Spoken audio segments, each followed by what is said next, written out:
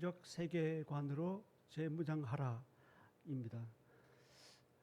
화면 돌려주시죠.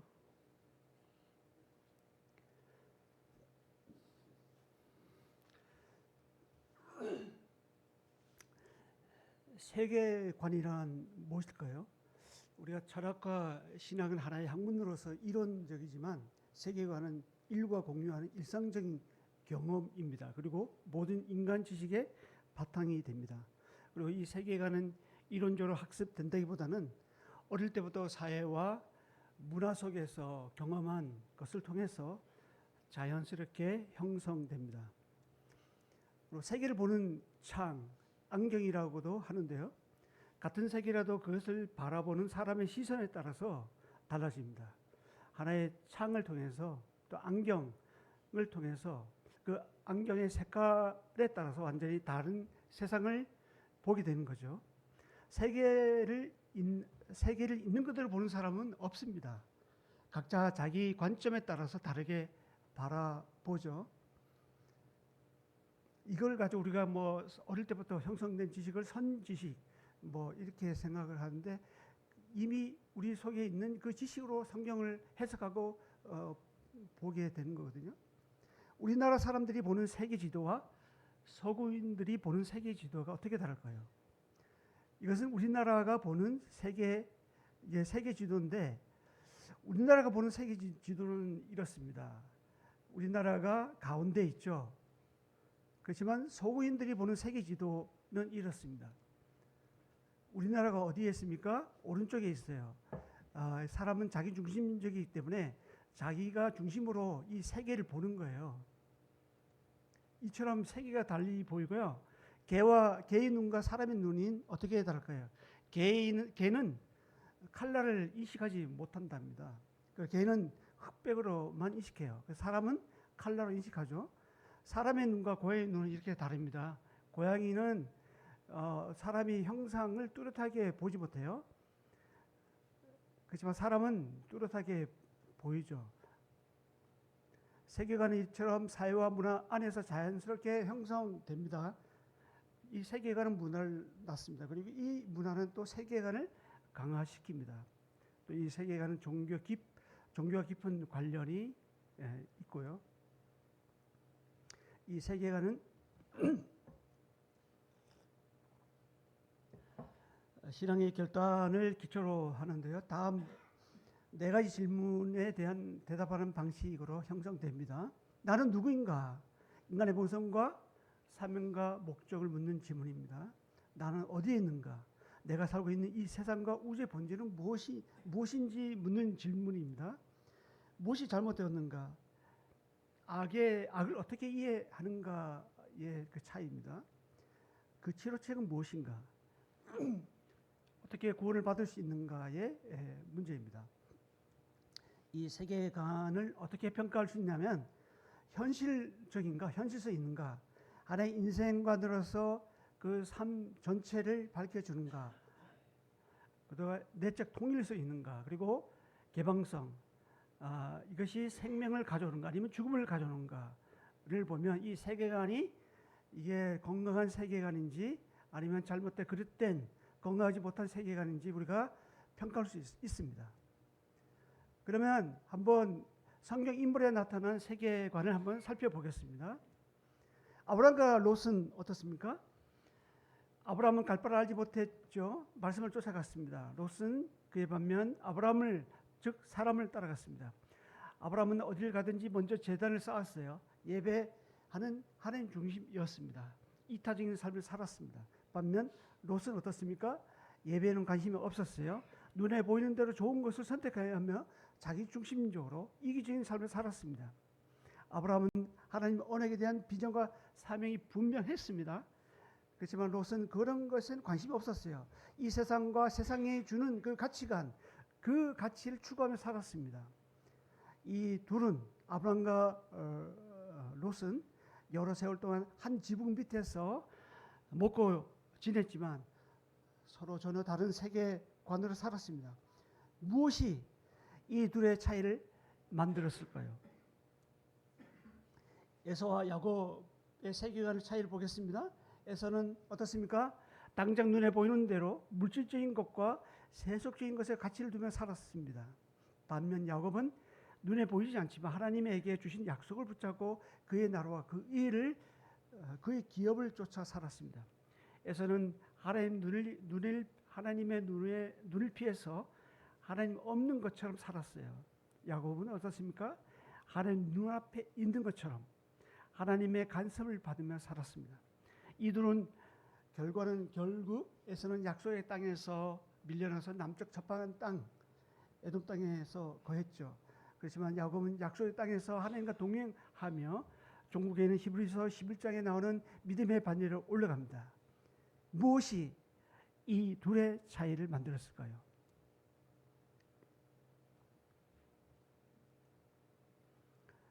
레아와 라헬을 보겠습니다. 이 둘의 세계관의 차이를 보면 라헬은 아버지 라반의 집을 떠날 때 드라빔을 훔칠 정도로 토속 신앙에 집착했습니다. 이것은 무엇을 의미하냐 하면 라헬의 가치관은 세계관은 세상에서의 행복과 자신의 안녕과 땅의 축복을 추구한 것에 있었다는 것이죠. 반면 레아는 어떻습니까? 인간적으로 외면당하고 무시당했지만 야곱과 함께한 하나님께 기도하면서 자신의 형편을 아뢰었던 것으로 보입니다. 그의 아들의 이름에서도 알 수 있듯이 야곱이 믿는 그 하나님께 있었습니다. 레아의 아들 루벤은 보라 아들이다. 시므온은 들으심, 레이는 연합함, 유다는 찬송함이라는 뜻이 있죠. 그의 아들의 이름을 통해서도 이 레아의 중심이 어디 있는지 알 수가 있는 거예요. 라헬은 밭다라면서 가나안으로 돌아오는 길에 베냐민 다타가 베들레헴 길에서 죽죠. 반면에 레아는 죽어서 조상의 묘인 막벨라 굴에 들어가 야곱과 함께 묻힙니다. 레아가 결국 정실 부인이 되었습니다. 사람은 외모를 보지만 마음의 중심을 보시는 하나님은 결국 레아를 선택했습니다.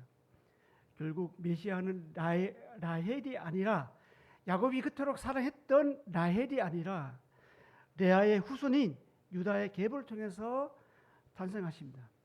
무엇이 이 둘의 차이를 만들었을까요? 사울과 그 가나안 12 전통꾼의 차이를 한번 보시면요. 10명의 전통꾼은 어떻습니까? 네피림 후손인 거인 아낙 자손을 보았습니다. 반면에 갈렙과 요아서는 동시에 물론 동일하게 봤지만 거기에다가 여호와 하나님, 그의 여호와와 하나님의 말씀을 봤습니다. 열 전통꾼은 그곳 사람이 하나님보다 더 커 보였어요. 그렇지만 갈렙과 요아서는 하나님이 그곳 사람보다 더 커 보였습니다. 열 정탐꾼은 결과적으로 하나님 멸시했죠. 하나님 말씀, 하나님 명령을 파기하는 결과를 만들었습니다. 성경이 그렇게 기록하고 있죠. 갈렙과 요아서는 하나님을 사랑했어요. 그리고 하나님 말씀, 그 명령을 존중했습니다. 열 정탐꾼은 어떻습니까? 하나님을 온전히 따르지 않았어요. 그렇지만 갈렙과 요아서는 하나님을 온전히 따랐다고 성경은 기록되어 있습니다. 사울과 다윗은 어떻습니까? 사울과 다윗의 세계관의 차이입니다. 사울은 베냐민 지파로서 첫 등장할 때는 긍정적이었어요. 그는 유력했고 겸손했고 성실했고 효성이 남달랐습니다. 그러나 사울의 겸손은 나중에는 다윗을 질투하는 열등감으로 바뀌게 되죠. 목동 다윗은 어떻습니까? 광야에서 무료한 양을 치면서 무료한 시간을 보내면서 하나님과 친밀한 교제 시간을 보냈어요. 그가 남긴 시편을 보면 그런 것을 잘 알 수 있죠. 대표적인 것이 시편 23편 아니겠습니까? 사울은 하나님보다 자신과 그리고 사람의 시선, 주변 상황을 의식했습니다. 그래서 결정적인 두 번의 잘못을 저지르죠. 둘 다 제사 문제였습니다. 하나님과의 관계, 예배가 무너지니까 사울의 인생의 모든 것이 무너졌어요. 반면 다윗은 어떻습니까? 자신과 주변 상황보다 하나님을 더 의식하고 그의 말씀에 순종했습니다. 사울을 죽일 기회가 2번 있었지만 그는 의지적으로 하나님 말씀에 순종했습니다. 하나님께서 기름 부은 받은 자가 내가 어떻게 죽일 수 있느냐고 자신의 의지를 하나님 말씀에 굴복시켰습니다. 또한 다윗은 하나님의 언약궤를 예루살렘으로 옮겨왔죠. 그리고 성전을 지을 설계뿐만 아니라 성전을 지을 재료까지 다 철저하게 준비를 했습니다. 그만큼 다윗의 마음에는 하나님의 전을 사모하는 그의 열심이 남달랐죠. 사울은 하나님께 묻지 않았어요. 이것이 하나님의 버리심을 받는 계기가 됩니다. 그리고 오히려 사울은 신접한 자에게 찾아가 물었죠. 반면 다윗은 어떻습니까? 하나님께 늘 묻는 생활을 했습니다. 어디 가나 무엇을 하나 어떤 결정을 할 때 어찌 하오리까? 이렇게 하오리까? 저렇게 하오리까? 늘 묻는 다윗이었습니다. 그래서 그만큼 하나님 마음에 합한 사람으로 인정받았죠. 무엇이 이 둘의 차이를 만들었을까요? 가나안 원주민 그리고 가나안 정복한 이스라엘의 세계관의 차이 어떻습니까? 가나안 원주민은 농경 문화였죠. 농경 문화라는 것은 한 곳에 정착했다는 의미이고 안정적인 미래를 계획할 수가 있었습니다. 반면에 이스라엘은 목축 문화였죠.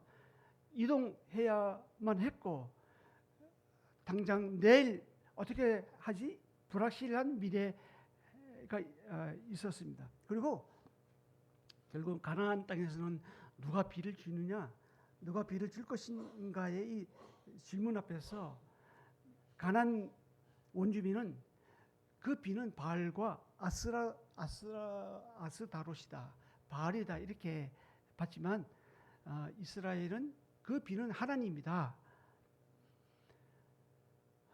하나님이다 이렇게 봤는데 이스라엘이 온전히 따르지 못했죠. 나중에는 이스라엘이 가나안 문화에 동화되어 결국 바알 산당에서 제사를 드리고 말았습니다. 가나안 원주민은 풍요와 다산을 최고의 가치로 여겼어요. 반면 이스라엘은 율법과 성전을 최고의 가치로 여겼죠. 가나안 원주민은 당장 눈에 보이는 것과 자기 만족의 지혜에 물러난 생활을 했습니다. 반면 이스라엘은 하나님의 소유, 제사장 나라, 거룩한 백성으로서 정체성이 확실했습니다. 그러나 이스라엘 백성은 어떻습니까? 하나님을 잊어버리고 이방 사람의 규례를 따라서 행하고 자기를 위해서 우상을 세워 분향하는 그 타락에까지 이릅니다. 가나안 원주민은 인본주의적이었고 이스라엘 민족은 신본주의였죠. 그러나 이스라엘은 하나님과 바알을 동시에 섬기는 두 마음을 품는 혼합주의 신앙에 빠졌습니다. 결국에는 이스라엘 백성들은 가나안 문화에, 가나안 원주민의 세계관에 동화되어 그 세계관에 흡수되어 살았던 거죠. 그들을 그 제사장 나라로서 그들을 하나님 백성으로 인도해야 되는데 오히려 그 세계관에 흡수해버리는 비극을 낳고 말았습니다. 우리가 영적인 부모, 육신적인 자녀를 볼 수 있는데 엘리와 두 아들, 다른 부를 드린 홈리와 비느하스. 엘리는 참 하나님 제사장으로서 얼마나 하나님을 잘 섬겼습니까? 그렇지만 그 두 아들은 전혀 다른 세계관으로 살았죠. 사무엘과 두 아들. 사무엘은 참 훌륭했죠. 그렇지만 두 아들은 완전히 달랐습니다. 다윗과 그의 아들들. 다윗은 얼마나 훌륭했습니까? 그렇지만 그의 아들들 암논, 브레테스, 압살롬, 아도니아, 솔로몬 하나같이 페룬아로 살았습니다. 히스기야 굉장히 훌륭하죠. 그렇지만 그의 아들 므낫세 어떻습니까? 므낫세 죄 때문에 남유다가 멸망하는 그 빌미를 제공하지 않습니까? 훌륭한 사역자와 또 다른 그 하나님으로부터 멀어져가는 이 자녀들, 이를 어떻게 설명할 수 있겠습니까? 결국 저변에 깔리는 세속적 세계관이 문제입니다.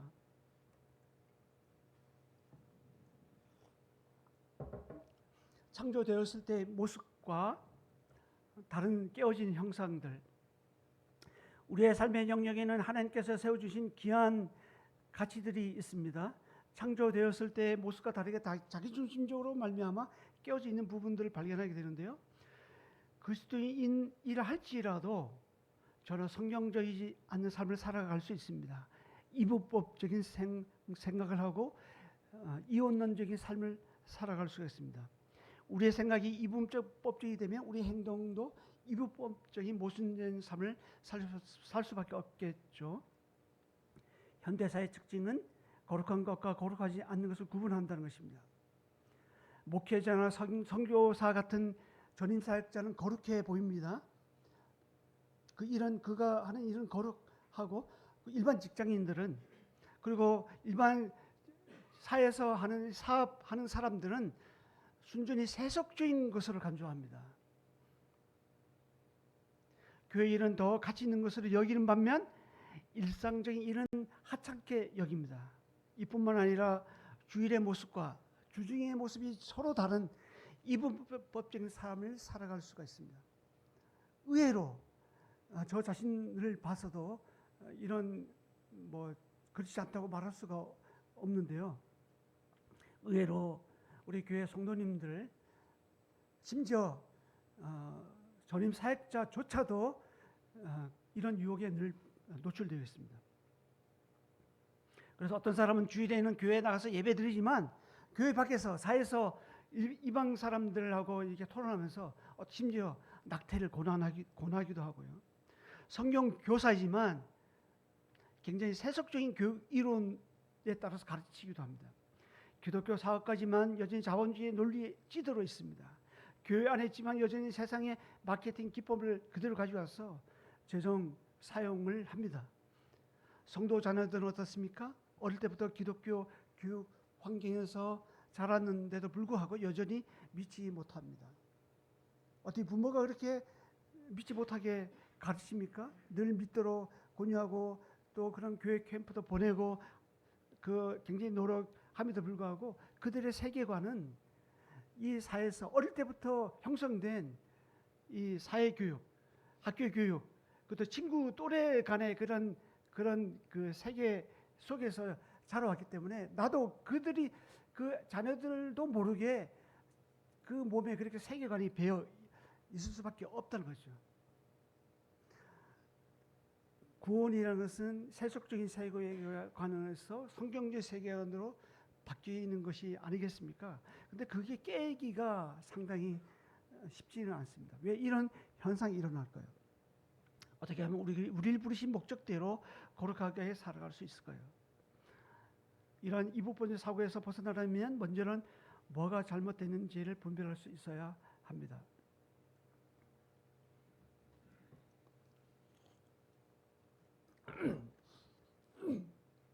세속적인 세계관의 기본적인 사상을 보면 많이 있겠지만 대표적으로 이성주의는 하나님과 하나님의 말씀이라는 절대 기준이 없어도 인간의 이성으로서 충분히 모든 것을 옳고 그름을 판단할 수 있다.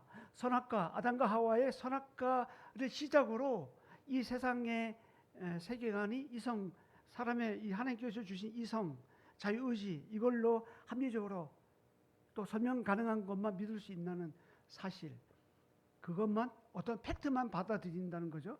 그래서 성경에 나오는 기적을 하나의 신화나 상징에 불과하다고 평가절하하기도 합니다. 자연주의는 이 세상엔 절대 기준, 절대자가 없다고 생각해요. 하나님의 감섭 없어도 모든 것은 스스로 움직인다고 생각합니다. 그저 이 세상은 존재할 뿐이다 라고 생각합니다. 실용주의는 자연과학의 세계관에 입각하여 눈에 보이는 물질을 유일한 실존으로 봅니다. 과학적으로 증명 가능한 것만 신뢰하고 모든 것을 자기 하기 나름이라고 하다고 생각해요. 그렇게 가르칩니다. 모든 기준은 그냥 내가 정하면 돼 라고 생각합니다. 상대주의는 어떻습니까? 오늘날 포스트 모더니즘의 특징이 상대주의가 아닙니까? 절대 진리란 없어요. 모든 것은 상대적입니다. 사람의 생각과 선호도에 따라서 가치가 보편적으로 정해집니다. 상대적 기준에 따라서 판단하고 결정하고 행동합니다. 그래서 우리나라도 이 여론조사 이걸 굉장히 중요시 생각해요. 여전히. 사람들이 어떻게 생각하느냐? 보편적으로 어떻게 많은 사람들이 생각하느냐? 그게 하나의 또 법으로 제도화되고 이런 세계에 살고 있어요. 우리는 그게 아니라 하나님 말씀이 절대적인 기준이잖아요. 그렇지만 이 세상 사람들은 하나님을 제외하고 제껴놓기 때문에 성경 말씀을 모르기 때문에 그렇게 생각한다는 거죠. 이 신도는 자연 계시만으로 하나님을 이해하려는 시도입니다. 하나님이 세상을 창조하시고 창조주로 돌아가게 하셨다라고 봅니다. 눈먼 시계의 공이라는데 우리가 시계가 한번 탭을 감기고 놔두면 시계추가 흔들리기 시작한 다음부터 그냥 저절로 돌아가는 것처럼 하나님께서 천지를 창조하실 때 그 상태 그대로 그냥 저절로 돌아간다. 하나님 어떤 신적 창조 행위가 없어도 이 세상은 돌아간다, 움직인다. 결국에는 하나님을 배제시키는 거죠. 하나님이 없어도 우리가 그냥 잘하면 된다, 하기 나름이다. 이런 기본적인 인본주의 세계관입니다. 합리성, 체계의 기준이 되어 계시를 판단합니다. 범신론은 어떻습니까? 우주가 곧 신이다고 보는 견해입니다. 이것은 하나님을 부정하고 하나님을 진리와 동일시합니다. 힌두교의 보마 인류 사상과 일맥상통하는데 개인의 영혼이 곧 우주의 영혼이다 라고 생각합니다. 종교 다윈주의는 모든 길은 하나로 통한다고 보죠. 모든 종교에 구원이 있다고 여깁니다. 그래서 기독교만 너무 그냥 외골술적으로 하지 마라. 다른 데도 인정해야지, 존중해야지. 이렇게 해서 적당하게 이렇게 얼버무리게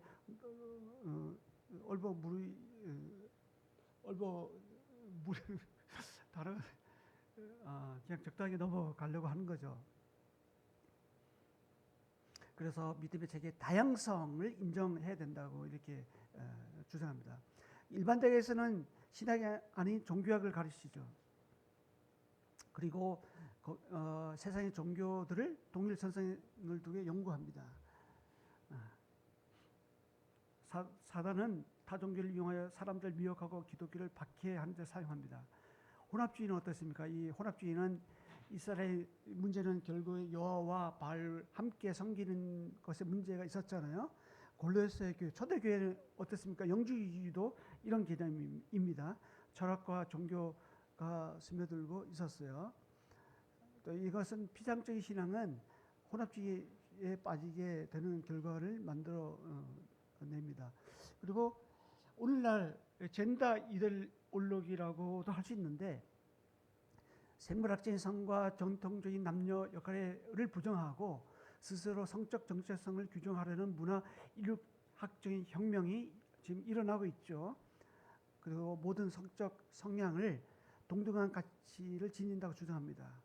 그래서 젠더주의 반대하는 사람들을 성차별주의하고 동성애 혐오증으로 몰아갑니다.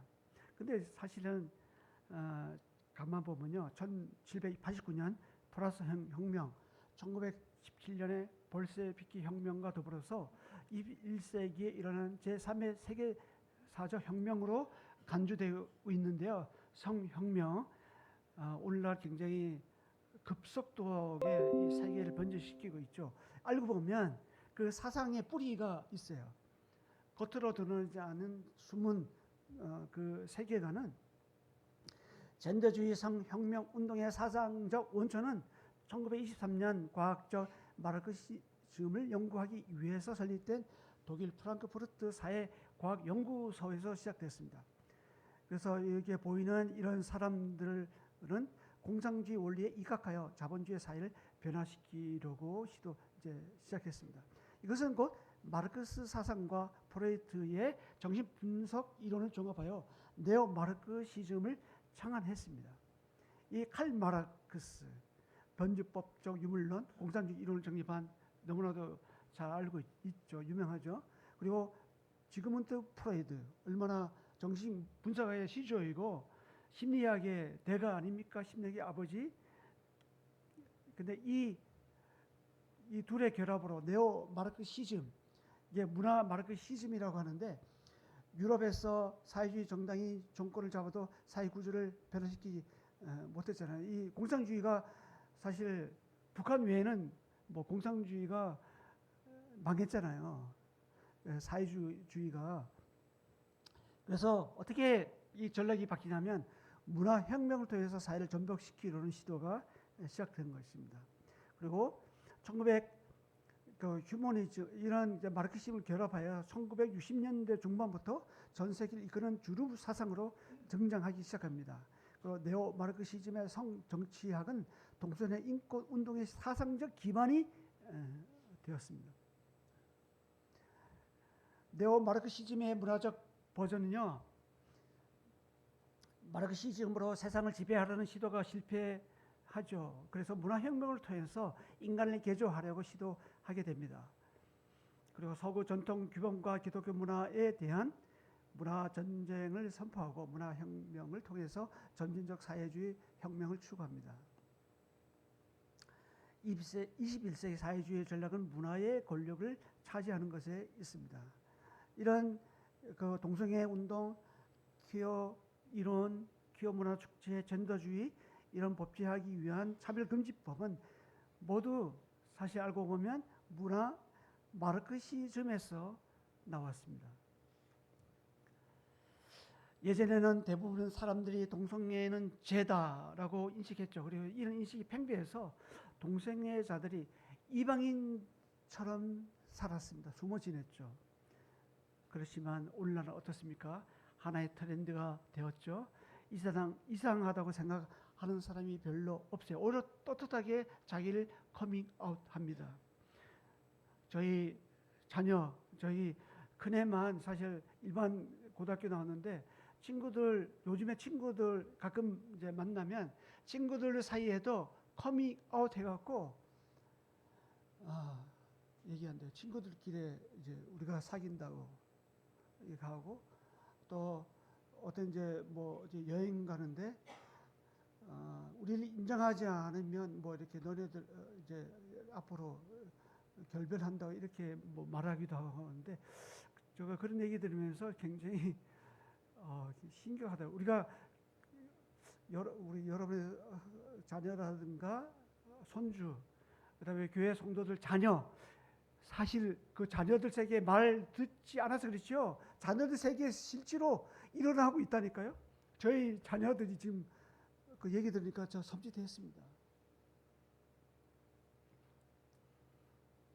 오히려 양심적인, 근데 오늘날은 하나 이런 트렌드가 되고 이상하다는 사람이 별로 없는데, 오히려 양심적인 사람들이나 그리스도인들이 동성애가 죄다고 하면 차별 금지한다고 정죄하죠.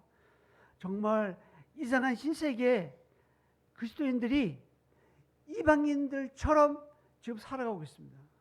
그렇지 않습니까? 이게 반전이 되었습니다. 리처드 도키스, 샘 해리스, 데니 같은 새로운 무신론자들은요, 무신론 세상을 만들기 위해 전도하고 있습니다. 과학은 초자연적인 현상의 여지를 남겨놓지 않습니다. 종교가 폐기되면 세계의 갈등은 피할 수 있다고 생각합니다. 그래서 노예제도가 폐지되고, 미국에서 노예제도가 폐지됐잖아요. 동성애자들이 성공한 것처럼 무신론 사회가 되기를 꿈꾸고 있습니다. 아까 뭐 시작할 때 찬송가도 이렇게 불렀지만 영적 전쟁 가운데 우리가 살고 있는 거죠. 과학주의는 우리는 태어날 때부터 어땠습니까? 스마트폰, PC 등 과학의 혜택을 누리면서 살아가잖아요. 그런 가운데 우리에게 자연스럽게 들어오는 것이 있어요. 과학적으로 증명이 가능하면 신뢰할 만하지만 과학적으로 증명이 불가능하면 신뢰하기 어렵다는 생각입니다. 과학적으로 증명이 가능한가? 이것이 굉장히 중요한 기준이 되었습니다.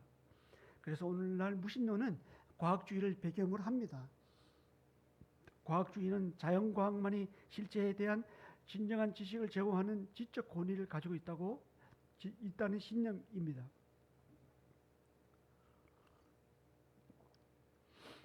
그의 모든 것, 특히 윤리학이나 신학, 철학은 개인의 정선한 맹목적인 신앙 또는 문학적 산물에 지나지 않는다고 여깁니다. 그리고 과학적 주장은 입증될 수 있지만 종교의 주장은 입증될 수 없다고 봅니다.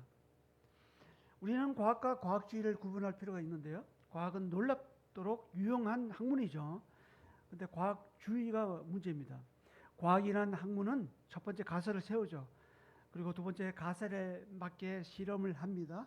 그 다음에 세 번째는 실험이 반복되면서 데이터가 쌓이면 동일한 결과가 반복되는 것을 통해서 어떤 결론에 이르게 되죠.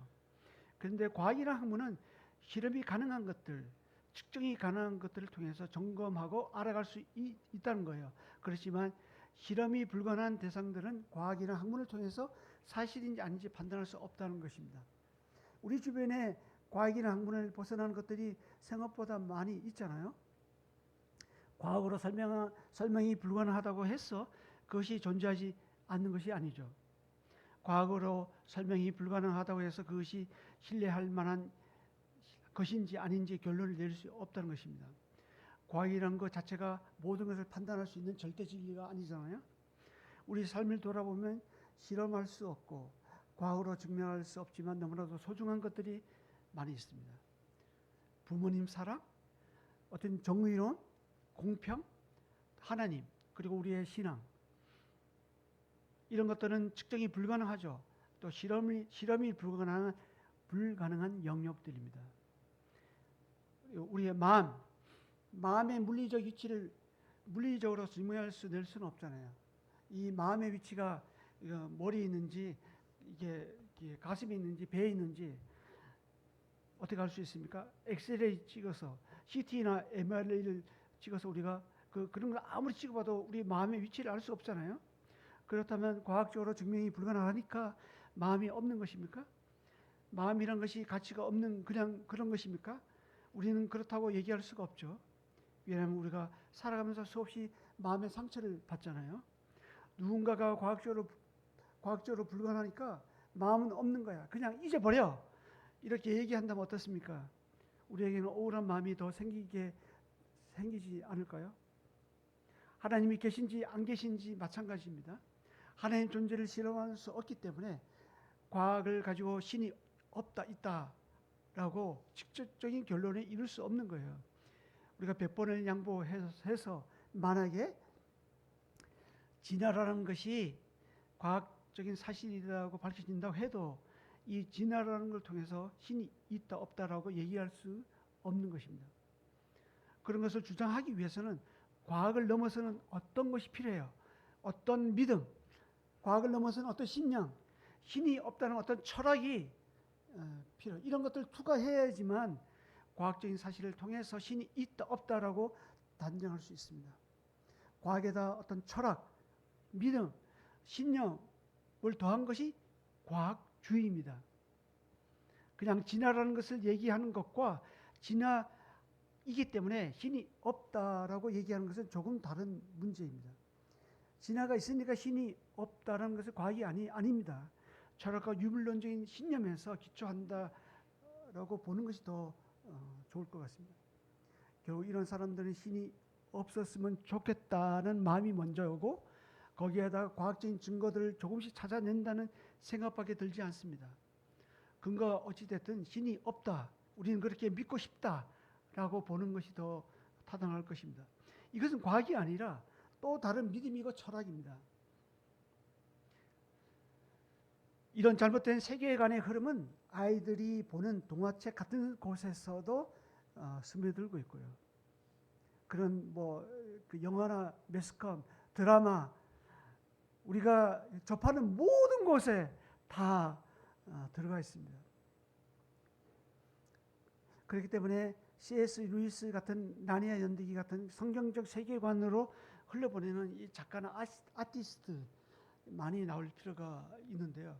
저희 교회에서는 저 주일 아침에 이제 9시 반에 지하에서 어린이 학부모 자녀들을 대상으로 나리아 연대기를 가지고 책을 가지고 이제 재밌는 시간을 갖고 있는데 처음에 2명 시작했는데 지금은 수명 가까이 아이들이 모였어요. 나리아 연대기 여러분 어떤 책인지 아실 거예요. 뭐 모르시는 분도 있을 수도 있는데 기독교 세계관으로 쓰여진 어린이 동화책이에요.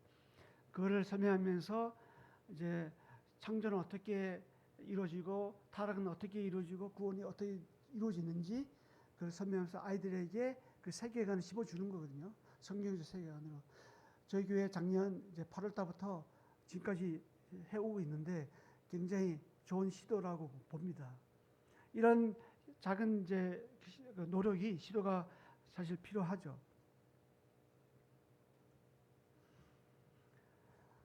이 과학이 원칙적으로 설명할 수 없는 것이 있습니다. 과학은 우주의 기원을 설명할 수 없습니다. 과학은 자연의 근본 법칙들의 기원을 설명할 수가 없습니다. 과학은 우주의 미세 조정을 설명할 수가 없죠. 과학은 의식의 기원을 설명할 수가 없습니다. 과학은 도덕적, 합리적, 심리적 객관 법칙과 내적 가치 속성의 존재를 설명할 수 없어요. 과학이 이런 허점이 많음에도 불구하고 우리가 과학적인 혜택 속에서 살다가 보니까 은연중에 우리뿐만 아니라 우리 아이들의 자녀들, 성도들 그런 성도들이라 할지라도 이런 나도 모르게 이런 세계관에 젖어 있다는 것이죠. 가만 이제 뭐 우리가 감정하고 뭐 얘기하면서 굉장히 좋게 얘기하는 것 같지만 저변에는 이런 세계관으로 깔려 있을 수 있다는 거예요. 그래서 사도 바울은 너희는 이 세대를 본받지 말고 우리 마음을 새롭게 함으로 변화를 받아 하나님의 선하시고 기뻐하시고 온전한 뜻이 무엇인지 분별하더라 하라고 말씀하십니다.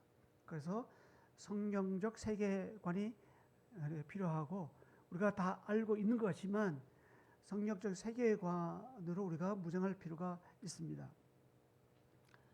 진정으로 세계관을 받아들인다는 것은 성경의 세계관을 받아들인다는 것입니다. 성경적 세계관의 키워드는 창조, 타락, 구원이라고 할 수 있는데요. 그리스도인의 세계관은 성경에 의해서 형성되고 점검되어야 합니다. 그리고 세속적 세계관의 문제점을 드러내고 비판하는데도 성경이 필요하죠. 우리 삶에서 하나님의 능력을 제어하는 이 이분법적인 사고를 어떻게 깨뜨릴 수 있을까요? 그것은 곧 세속적인 것과 거룩한 것을 단일한 틀 속에 통합하는 세계관의 관점, 즉 성령적 세계관의 도구 상자인 차력, 창조, 타락, 구속이라는 이 명확한 진단을 내리는 것입니다. 그렇게 되면 어떤 사업을 운영한다거나 생계를 유지하는 일에만 그치지 않습니다. 우리는 우리 일 속에서 실은 하나님의 일을 하고 있는 거예요. 이 사실을 깨닫는 순간 우리는 다시 기쁨을 찾을 수 있겠죠. 구약 성경은 여호와를 경외함이 곧 지식의 지혜의 근본이라고 말씀하십니다. 신약 성경은 예수 그리스도 안에는 지혜와 지식의 모든 보화가 감춰져 있다라고 말씀하십니다. 모든 진리가 하나님으로부터 시작하지 않으면 안 됩니다. 스스로 존재하는 유일한 신은 하나님이시죠. 성경의 역사에서 중요한 주요 전환점을 이루는 창조, 타락, 구속의 범위에서 사실 벗어나는 것은 없습니다. 그럼 성경적 세계관 중 창조에 대해서 좀 더 살펴보겠습니다. 성경의 메시지는 태초에 하나님이 천지를 창조하시니라라고 창세기 1장 1절에서 시작하죠. 땅이 혼돈과 공허할 때 질서를 향한 첫 단계로서 하나님의 영이 수면에 운행하셨습니다. 그리고 창세기 1장 3절은 하나님의 주권에 의한 말씀에 의한 창조가 시작됩니다. 그 말씀에는 하나님의 세상을 설계하시고 명하신 방식이 하나님의 지혜가 담겨 있습니다. 이 지혜는 규범적 창조 질서로 우주의 구조에 내재되어 있고 인간은 그것을 밝혀내고 그것에 맞춰가야 합니다. 완성된 세계는 혼란스러운 항무지가 아닙니다. 하나님의 지혜로 명령으로 조성된 질서 정연하고 거주 가능한 우주, 즉 코스모스인 것입니다. 하나님은 그가 창조하신 세계에 대한 주권을 가지고 계십니다. 창조주는 그의 모든 피조물을 위해 법을 제정하십니다. 그의 명령으로 세계를 다스리고 그분의 법대에 따라서 모든 것이 살고 움직이죠. 자연세계만 아니라 인간의 문명과 제도도 창조와 관련되어 있습니다. 결혼과 국가도 하나님의 창조하신 결과물이죠. 실은 모든 것은 하나님으로부터 시작되었습니다. 하나님이 창조 질서 전체 유일한 근원이라고 성경 가르칩니다. 이것은 우리가 접하는 도덕, 윤리학, 정의, 정치학, 창조적 활동, 경제학, 미학, 예술, 명료한 사고, 논리학을 포함한 인간 본성에 대한 법칙의 근원이기도 합니다. 모든 진리가 하나님께로부터 시작하지 않으면 안 된다는 점이 분명히 드러납니다. 하나님이 스스로 존재하는 유일한 실체입니다. 다른 모든 것의 기원과 존재는 하나님께 의존하고 있습니다. 타락은 무엇이 잘못되었는가에 대한 대답입니다. 인간의 근본 문제는 죽음이고 죽음의 원인은 죄이죠. 이 죄는 하나님을 따라 각자 제 길로 가는 것입니다. 하나님 법을 어기는 것이죠. 죄는 히브리어로 하타, 헬라어로 하마르티아로서 관역에서 벗어나다는 의미라는 것을 우리가 알고 있을 것입니다. 즉 하나님 목적에서 벗어나는 것이 죄죠. 그리고 하나님과 관계하지 않을 때 타락이 시작됩니다. 인간은 창조되었을 때 모습과 다르게 자기 중심적으로 깨어졌죠. 죄로 인해 모든 것이 손상되고 오염되었습니다.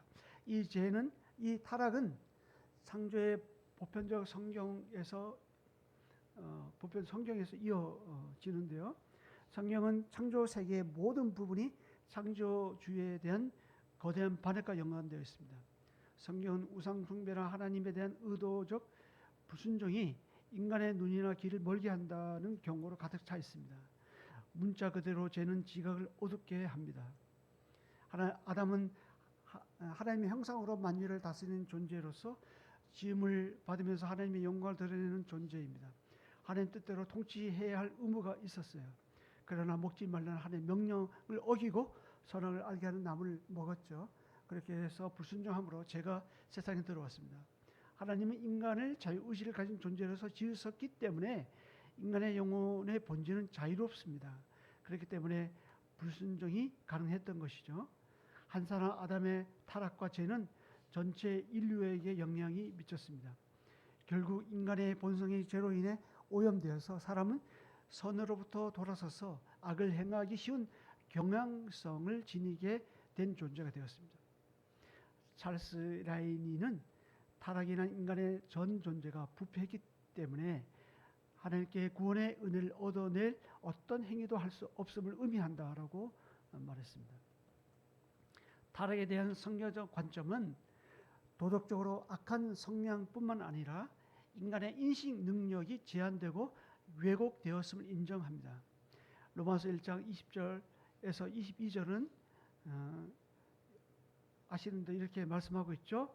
창세로부터 그의 보이지 아니한 것들 곧 그의 영원하신 능력과 신성이 그가 만드신 만물에 분명히 보여 알려졌나니 그러므로 그들이 핑계하지 못할지라. 하나님 말대 하나님 영화롭게 아니하며 감사하지 아니하고 오히려 그 생각이 허망하여지며 미련한 마음이 어두워졌나니 스스로 지혜 있다 하니 하나 어리석게 되어라고 증거하고 있습니다. 이 우상 숭배는 인간 지성의 타락을 잘 보여줍니다. 로마서 1장 23절에서 25절 읽지는 않겠습니다. 인간의 종교적 본성은 하나님을 섬기지 않으면 피조물을 하나님 자리에 두고 섬길 수밖에 없어요. 죄의 원인은 우상 숭배로 창조주와 피조물을 바꾸는 것을 일어납니다. 결과적으로 아담의 타락에는 자율성의 추구, 즉 창조주의 간섭을 받지 않고 스스로 신이 되려는 욕망이 있습니다. 근대 철학의 아버지 데카르트는 확실하고 분명한 것을 추구하기 위해서 방법적인 해를 사용했죠. 그래서 나는 생각한다 고로 존재한다는 유명한 말을 남겼습니다. 이 말에서도 알 수 있듯이 의심할 수 없는 것은 나는 생각한다는 존재라는 거예요. 이러한 자율적인 생각이 타락을 부추겼습니다. 하나님 안에서 생각해야 되는데 하나님을 벗어나서 하나님 없이 생각하다 보니까 세속적인 세계관에 만든 거죠. 바벨탑을 만든 것처럼. 타락의 결과는 한마디로 분리와 소외이죠. 하나님부터 소외됐죠. 에덴에서 추방됐죠. 다른 사람으로부터 소외됐습니다. 그래서 아담은 죄를 하와의 탓으로 돌렸죠. 자연으로부터 소외됐죠. 그래서 가시와 엉겅퀴가 났습니다. 자기 자신으로부터 소외됐죠. 그래서 수치와 두려움으로 나타났죠.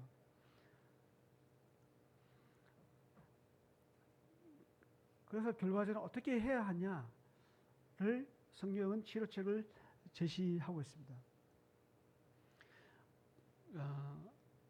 구속 속량은 다시 사다, 몸값을 치르고 해방시키다의 뜻입니다. 하나님이 친히 스스로 인간의 죄를 담당하시고 죽게 하심으로 인간의 모든 죄와 사망에서 구원하셨습니다. 모든 것이 하나님의 은혜로 구속되었죠. 그때 피가 없으로 죄에 속박된 상태에서 풀려났습니다. 의와 은혜가 지배하는 그리스도의 통치로 들어갔습니다. 그가 우리를 흑암의 권세에서 건져내서 그의 사랑의 아들의 나라로 옮기셨으니 그 아들 안에서 우리가 속량고 제사함을 얻었도다라고 골로새 1장 13, 14절에서 말씀하고 있습니다. 구속은 창조와 타락만큼 포괄적입니다. 우리가 구속될 때 만물이 새롭게 되었죠. 하나님은 우리에게 새로운 생명을 불어 넣으심으로 새 마음과 새 영을 주셨습니다. 하나님은 우리를 구원하실 때 우리의 생각을 마음대로 하게 내버려 두지 않았어요. 우리 영혼만 구원하시고 그뿐만 아니라 하나님은 우리의 인격 전체를 구속하셨습니다. 바울은 우리의 존재 전체를 산제사로 드리심으로 이 세대를 본받지 말고 오직 마음을 새롭게 함으로 변을 받으라고 공고하고 있습니다. 회심은 우리의 지, 정의, 습관 등 여러 영역에 걸쳐 새로운 방향을 제시합니다. 성경적 세계관에서 말하는 것은 무엇입니까? 우리가 구속될 때 우리의 관점 전체가 하나님 중심으로 재조정된다는 것입니다. 그분에 계시던 진리 위에 다시 세워진다는 것을 말합니다. 곧 하나님의 행위와 성령에 의해서 창조되었을 때의 모습, 그리고 하나님의 형상으로 재조정되는 것을 말합니다. 결론적으로 우리는 창조로 돌아가야만 하나님께서 인류를 창조하신 본래 목적을 알 수가 있습니다. 하나님께서 우리를 창조하신 목적은 무엇입니까? 하나님과 관계를 맺으며 하나님께 예배하면서 하나님께 영광을 돌리며 사는 것이 아니겠습니까? 구속은 죄로부터 구원받은 것일 뿐만 아니라 우리가 본래 창조되었을 때 주어진 목적에서 다시 시작하는 것입니다. 그래서 우리는 사도 바울처럼 날마다 죽고 날마다 구원을 이루는 삶을 사는 것이죠. 그렇게 되면 직업이나 전문직이 단순히 밥벌이를 위한 것이 아닌 것이 됩니다. 창조된 본래의 목적이자 고생한 소명임을 깨닫기 시작합니다. 그리고 우리가 하는 그 일 속에서 하나님 일을 하는 것입니다.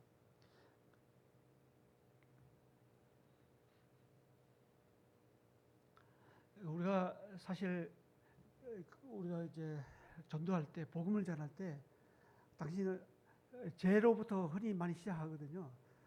당신은 죄인입니다. 죄에 있어서 사망입니다. 그래서 심판이 있습니다. 그래서 예수 그리스도가 당신의 죄를 다 십자가에서 가져가서 대신 속죄했습니다. 그것을 믿으면 당신 죄는 없습니다. 죄로부터 자유함을 받습니다. 제사함을 받습니다. 그러면 그것을 믿으면 구원 받습니다. 이렇게 가르치거든요. 내 제사함 받았네, 나 자유로워졌네, 끝. 그리고 다시 여전히 세속주의 세계관으로 살아갑니다.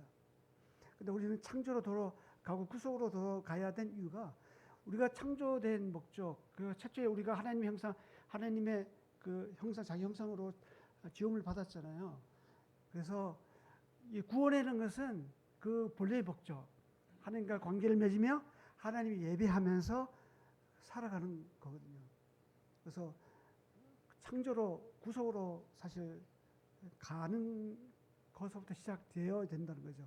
우리가 복음을 전할 때 그렇게 시작할 필요가 있습니다. 우리의 소명은 하늘나라에 가는 것이 불과한 것이 아니라 땅을 경작해 가는 것입니다. 영혼을 구원하는 것에만 있는 것이 아니라 우리의 일을 통해서 하나님의 섬기는 것까지 있는다는 거예요. 그래서 우리가 뭐 교회에서 일하든 뭐 선교지에서 일하든 직장에서 일하든 학교에서 공부하든 부에서 설거지를 하든 무엇을 하든지 간에 그 일이 거룩한 일이고 하나님 일이 되는 거죠. 성경적 세계관으로 살면 이렇게 사람이 달라지고 그러면서 더 기쁨의 생활을 할 수가 있는 것입니다.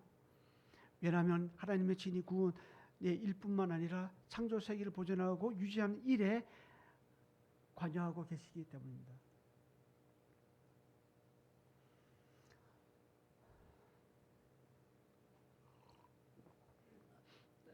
한 시간 10분 될 줄 알고 말을 좀 빨리 했더니 결론을 이제 한 시간은 이제 될 것 같은데 결론 이제 한번 정리해 보겠습니다. 사실 우리는 어떻게 보면 세계 간의 전쟁이라고 할 수 있고 영적 전쟁, 성경에서 영적 전쟁이라고 말하고 있는데 그 저변에 깔려 있는 것은 세계 간의 전쟁이라고 할 수가 있습니다. 이 점에서 우리가 경각심을 가질 필요가 있고요. 마귀가 쉬지 않고 사람들의 마음을 미혹하고 있음을 우리가 알아야 합니다. 그리고 특히 우리 문화 속에서 자신의 이 세계관을 심어 넣어가지고 하나님을 따르게 하지 못하게 하고 하나님과 멀어지게 하죠. 각종 사상과 문화 현상 배후에 있는 세계관을 우리가 분별할 줄 알아야 합니다.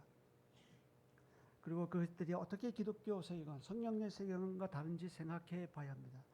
이 세계관을 따를 경우 어떤 결과가 찾아오는지도 우리가 알아야 하고요.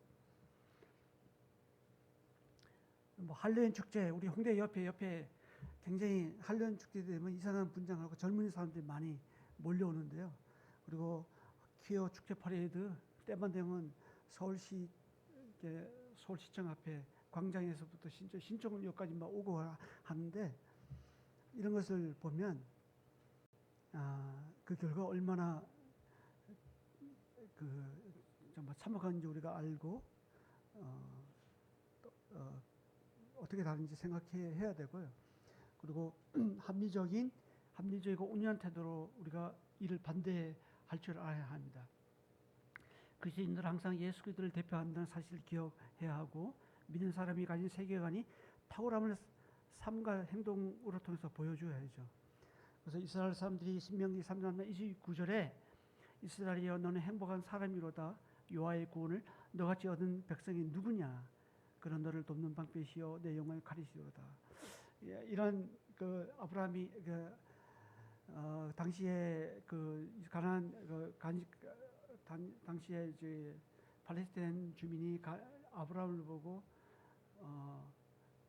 하나님 믿는 사람으로 평가했고 그다음에 요셉을 보고 하나님 믿는 사람, 하나님 일같이 하나님 신에 충만한 사람이 우리가 어떻게 볼 수가 있느냐고 평가했고 또 당시에 그 사람들이 그 다니엘을 보면서도 그렇게 했고 다 뭔가 성경적 세계관으로 이렇게 무장되어 있는 그 사람을 보면 그리스도가 보이고 하나님의 형상이 보이는 그런 삶을 살았잖아요.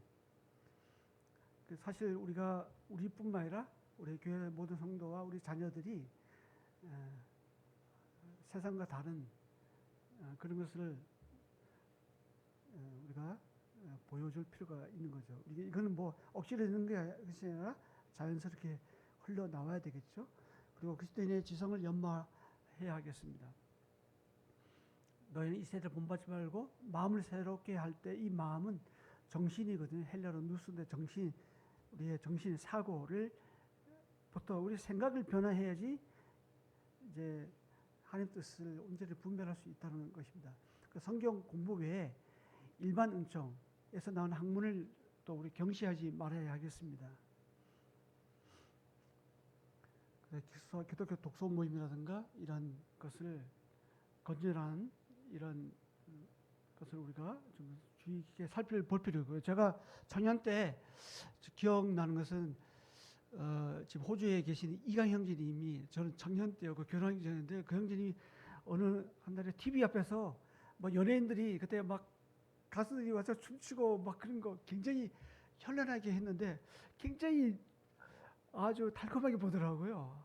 아주 기뻐하면서. 그래서 제가 굉장히 충격을 먹었습니다. 어떻게 저런 거를 볼 수 있을까? 이렇게 재밌게 볼 수 있을까 했는데 물어봤어요. 왜 저걸 보고 계시죠? 원래 안 봐야 되는 거 아닙니까? 하니까 요즘 젊은 사람들이 어떤 세계관을 살고 있는지 지금 보는 거다, 관찰하는 거다, 이렇게 하는 건데, 우리가 젊은이들을 이제 이해할 필요가 있죠. 그들이 어떤 세계로 살고 있는지. 뭐 꼭 그렇게 해야 되는 건 아니지만 관심을 가질 필요가 있다는 거예요. 우리가 가정에서부터 시작할 필요가 있습니다. 가정 예배가 사실 중요합니다. 우리가 김승호 형제님 앉아 계시는데, 가정에서 어릴 때부터 잘 드리고 있는 그런 좋은 좀 그 교육을 잘 받고 있는 집안인데, 가정에서 이 자녀들은 사실 교회학교에 맡길 것이 아니라 사실 부모에게 달려 있잖아요. 부모들이 자녀들 교육, 부모들의 책임 있고, 겉과 속이 다른 이 부모가 되면 안 되겠죠. 그러니까 교회에서의 모습과 집에서의 모습이 다른 부모. 이것 때문에 이 자녀들이 갈등하고 방황하고 불신자가 되지 않습니까? 본이 되어야 되겠죠. 이게 굉장히 중요한 것 같아요. 그래서 우리 사도님교회도 이 믿지 않는 자녀들이 많이 있는데 참 기도 제목입니다. 교회 중심으로 그리스도의 세계관, 성경적인 세계관, 기독교 세계관을 기초한 문화를 만들어갈 필요가 있습니다. 그리스도의 몸인 교회는 그리스도의 임재와 사역을 이어가는 곳입니다. 교회는 이미 시작된 하나님 나라의 지상 교두보로서 헤드쿼터, 사령부이죠. 그리스도의 통치를 확장해 나갈 사명을 받았습니다. 그래서 하나님 다스림이 현존하며 세상 문화와 다른 문화를 만들어 가야 합니다. 그래서 장차 이말 하나님 나라를 맛보기로 보여주어야죠. 그게 교회가 아니겠습니까? 그런 교회를 우리가 꿈꾸고 만들어 가야 하겠죠. 그 일을 하나님께서 우리에게 맡기셨습니다. 삶의 모든 영역에서 하나님이 다스리게 해야 하겠습니다.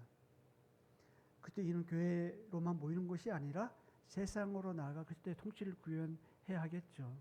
그래서 왕이며 제사장으로서 세상을 하나님과 화목해야 합니다. 구원은 이 세상에서 저 세상으로 탈출하는 것이 아니라 이 세상을 구원하는 것입니다. 주님은 만유를 회복하실 것이며 이 땅에서 죄가 아닌 문화를 보존하기를 원하십니다. 결론적으로 일상의 다양한 분야와 다채로운 삶의 영역에서 우리가 창조, 타락, 구원이라는 성경적 세계관으로 무장할 것을 이 시간 하나님이 요구하십니다.